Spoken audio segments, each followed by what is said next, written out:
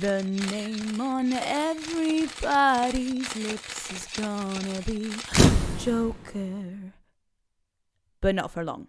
Extra, extra, this just in! The poorly received Joker Folie à deux just got diagnosed with a severe case of bad sequel syndrome and can therefore safely assume that all of the Oscar rumors are off the table. Which comes as a bit of a shock, seeing the first film grossed over $1 billion and got nominated for 11 Oscars, finally granting Joaquin Phoenix his win for Best Actor. This commercial and critical success, combined with the dedicated fanbase, gave writer and director Todd Phillips the confidence to follow his muse's dream: a musical.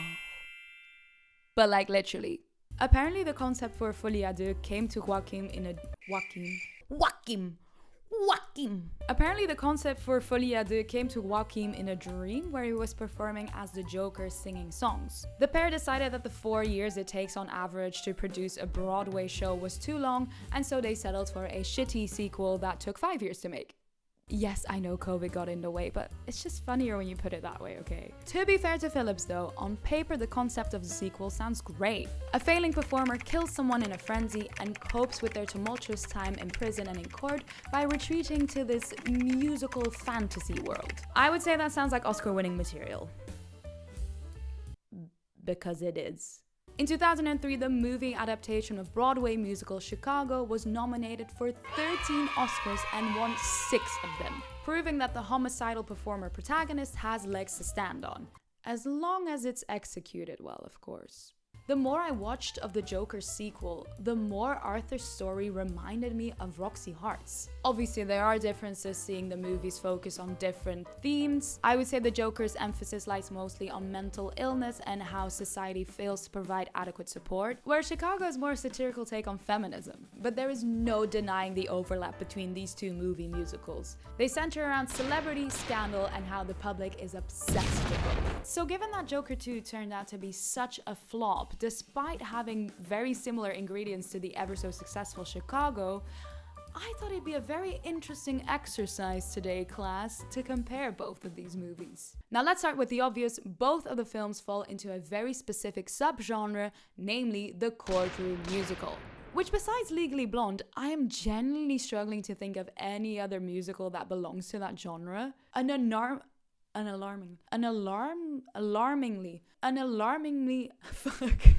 alarmingly amount of musicals have a courtroom scene, but the rest of the stories don't revolve around the juridical system, hence why I wouldn't ascribe them to this courtroom genre. But like I said before, the similarities go way deeper than just the genre, as both of these films center around a failing performer with killer tendencies and a musical coping mechanism. The Joker talks about Arthur Fleck, a wannabe stand-up comedian who kills 6 people who wrong him, and Chicago talks about Roxie Hart, a chorus girl who shoots her lover after he reveals that he lied about having industry connections. But this is only the beginning. If you include the first Joker film, a lot of aspects of Roxie's and Arthur's journey are nearly identical. Starting with their inciting incidents. Both shoot their first victims as a response to being mocked and assaulted. In Joker, Arthur gets harassed by 3 drunk businessmen on the subway home and ends up shooting them as an act of self-defense.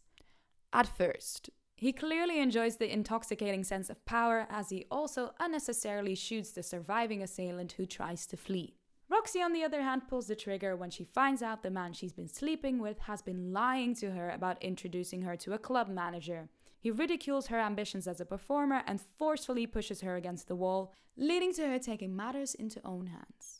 Our criminals are represented in court by vastly different types of people. Marianne Stewart, Fleck's lawyer, seems to genuinely care about his well-being, whilst Roxie's lawyer, Billy Flynn, only cares about money and fame. Even so, they both try to sell a very specific image of their clients to the public, the real victim. This makes Arthur and Roxie feel small and ultimately push back. In Chicago, this is cheekily portrayed as a ventriloquist act with the song Both Reach for the Gun. Flynn has a tight grip over the press conference, Roxie only gets to sneak in a few authentic lines, and so his plan succeeds. The public eats up the Southern belle who was corrupted by the City Act. In Joker, Stewart sets up a televised interview with Patty Myers in an attempt to showcase Arthur's human side, to separate the Joker from Arthur Fleck. At first, Arthur sticks to the line Stewart had fed him, but when he receives attitude from Patty, he starts answering the questions more frankly and basically ruins his chance at gaining sympathy. In both stories, our protagonists get threatened with the death penalty. But because this gets announced in very different parts of the stories, the characters have completely opposing reactions. When the Hungarian inmate gets hung, it serves as a wake-up call for Roxie. She finally understands that she might actually lose her life and completely puts her fate into Billy Flynn's hands. Arthur, on the other hand, finds out quite early in the story that the prosecutor is asking for the death penalty, which triggers his first musical episode. So while the death penalty made Roxie Hart face the facts, it made Arthur develop a new coping mechanism, disassociating into musical theater land. Which I would argue is such a strong choice for that thread to be the start of the musical numbers. If only it would have been executed well, but we'll talk about that later. Though it's never explicitly stated, both films hint at sexual abuse by the prison guards. In her song When You're Good to Mama, Matron Morton explains how she is the one in charge, so you'll need to bribe her to get by in prison. When Arthur returns from his trial where he insulted the prison guards, they take off his clothes and something disturbing happens out of shot. Is it just me or did that feel like a slight over-exaggeration from the prison guards? You expect me to believe that their egos got that hurt because Arthur called them fat and useless or something like that on public television. As if these men don't get thrown worse things at their head every day at work. I get it, the writers wanted to give Arthur a reason to forfeit his Joker persona in court, but still, build it up a bit, man. Or maybe I just missed the clues, I don't know. It just felt like a bit of a random way to tie in the sexual abuse Arthur suffered as a child. Both Arthur and Roxie get idolized by the masses, but for very different reasons. As discussed, Roxie wins the public's heart over because they eat up the naive Southern Belle image that Billy Flynn feeds them. People fight for her freedom because they believe she got manipulated and exploited. Which honestly is kind of true, but just not for the reasons they think. Arthur, on the contrary, gets praised for his crimes. Protesters in Gotham admire and relate to his rebellious attitude and adopt his image as their symbol. It's interesting to see that even though they gained their celebrity status for opposing reasons, Roxie being the victim, Arthur being the criminal, they still react to it in the same way. They get cocky. So much so that they both end up firing their lawyers. And this is where the biggest difference happens between those two characters' journeys. Roxie asks Billy Flynn to come back. Arthur decides to represent himself in court.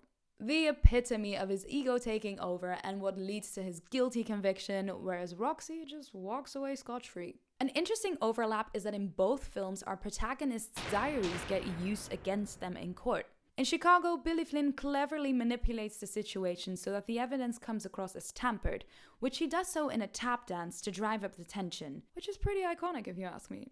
In Folie, the diary scene falls a bit flat. I don't remember it providing us with any new information, at all. It's just yet again the defense trying to convince the judges that Arthur was within sane mind when he committed these crimes. I genuinely think the movie would have been pretty much the same without this scene. Is its only purpose to instigate the confrontation between Lee and Marianne afterwards?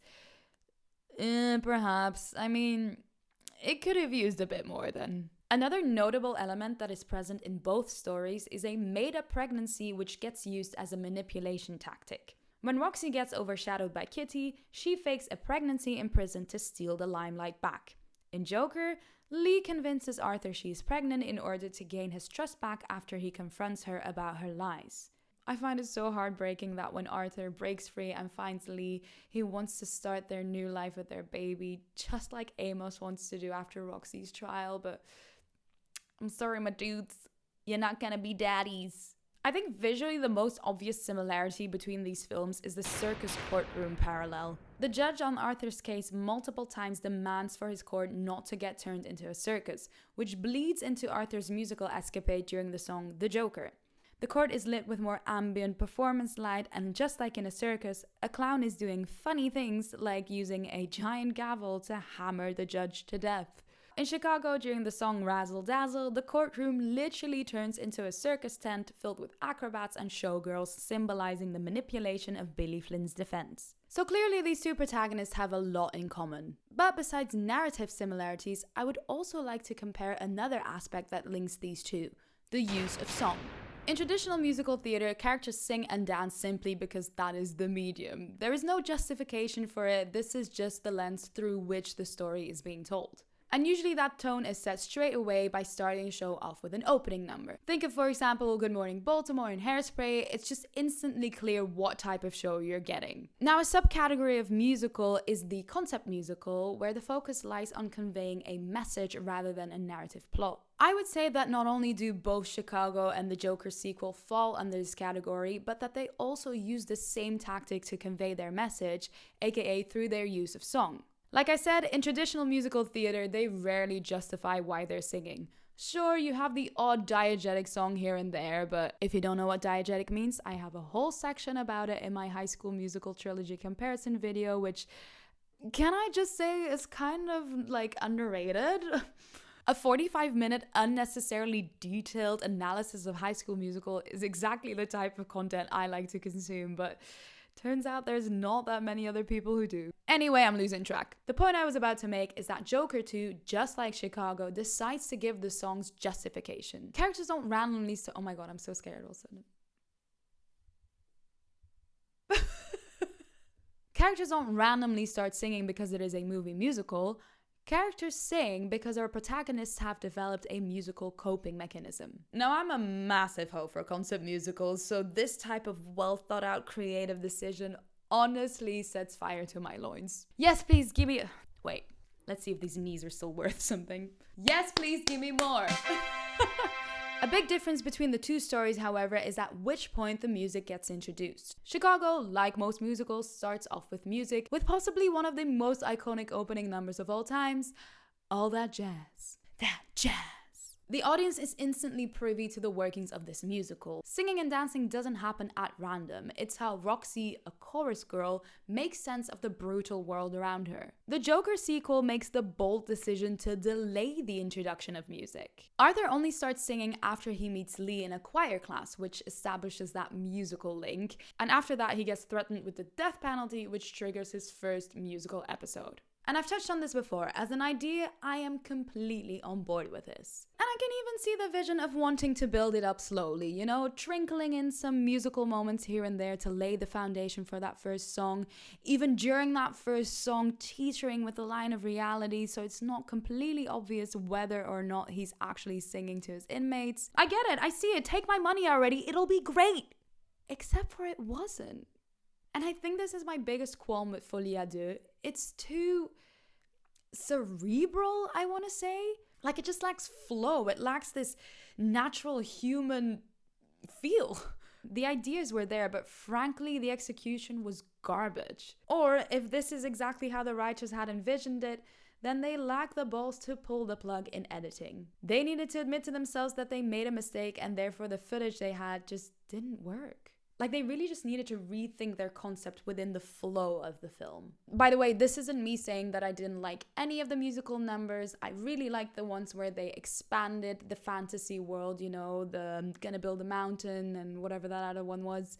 Those are the type of visuals that I would want to see in a movie musical that was based on a cartoon. Colorful, imaginative, theatrical. But for some reason, the writers decided to alternate between this fantasy world and these like dramatic, serious songs. For example, If You Go Away. It just didn't hit. It was slow and boring. I wonder if it could have been resurrected by sticking to the fantasy world. Just like how Chicago uses a tap dance to drive up the tension in an interrogation, perhaps If You Go Away could have been reimagined as some sort of dramatic tango or something. The Joker sequel fails to utilize the strengths of the musical theater medium. For a musical to use the song That's Entertainment as one of its reoccurring themes, it's a bit ironic that the film turned out to be boring. And I'm gonna say something which I've touched upon in many of my other videos, but hear me out. Guess how many people on the creative team of Joker 2 had a musical theater background?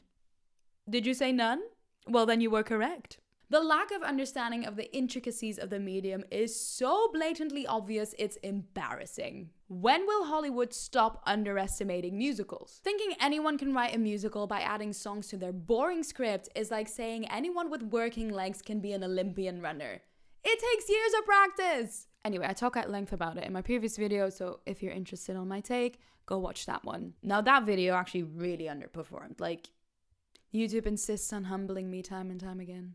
Now, there's a lot more that I would like to discuss when it comes to the shortcomings of Joker 2, especially in terms of the script, but there are already so many video essays about it on YouTube made by people who are specialists in that area, so like, I would hardly add anything new to the conversation. An aspect that I do feel entitled to rip to shreds though is the choice of songs. Okay, listen. Call me a traditionalist, but I like it when a jukebox musical sticks to one musical identity. Usually they incorporate songs from a specific artist, like how Mamma Mia built a story around the ABBA repertoire, or sometimes they widen it to songs from a specific genre in a specific era, like Rock of Ages using rock songs of the 80s. The soundtrack of Folie deux is a hodgepodge of songs. Even in the opening number, there's no consistency to be found. We go from musical theater with Slap That Bass, merging into Get Happy, which is still a movie musical standard, so far all is good, to then suddenly what the world needs now is Love, a 60s pop song. A bit of a rogue choice, I would say. Luckily, the composer manages to give that first song a unified feel, but I unfortunately cannot extend that sentiment to the rest of the soundtrack. We violently get shook around from Frank Sinatra to Motown to Sweet Charity to an original written by Lady Gaga for the film, of course, because we must have something to submit for the Best Original Song category. You know, at the start for a second there, I was convinced they were going to pull this genius move and make a meta jukebox musical. A musical made out of songs from other musicals. Which, if they would hone in a bit more on Arthur's love for musicals, you know, maybe he watched it as a child, so they give him a sense of safety and comfort, it would have totally worked. Nay, dare I say it? It would have been Oscar-worthy. But no, the writers chose to use songs that loosely connect to the story, and work them into the script by incorporating a lyric into a prior dialogue. In Lee's first scene, she casually mentions her friends, which, by the way, that scene is chock full with exposition. How was I meant to remember that fleeting comment about her friends? Which supposedly sets up her song a few scenes later, If My Friends Could See Me Now. Wild. Absolutely wild behavior.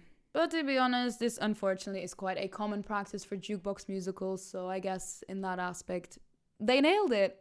I kind of derailed here, so let's return to the original question of my video. What differentiates Arthur Fleck from Roxie Hart?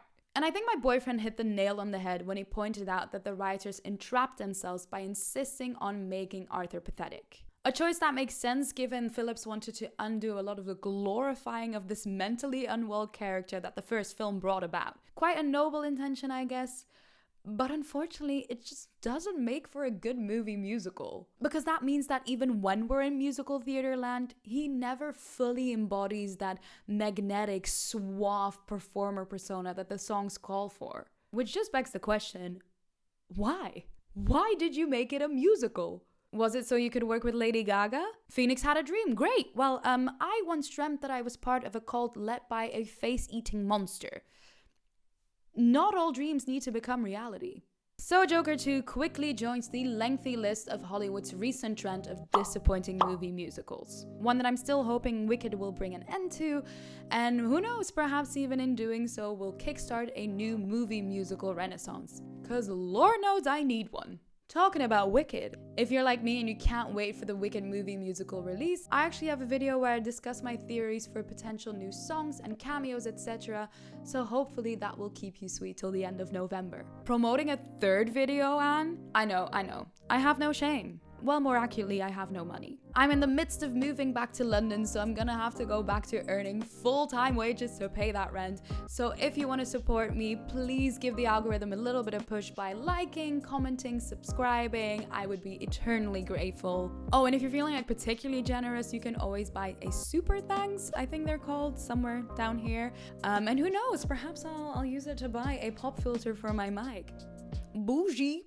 But obviously no pressure whatsoever. Thank you so much for watching my videos. It honestly means the world to me. I'm trying to stick to a posting schedule where I post every 2 weeks, which means that the next video will be spooky. Oh my god, yes, I love Halloween!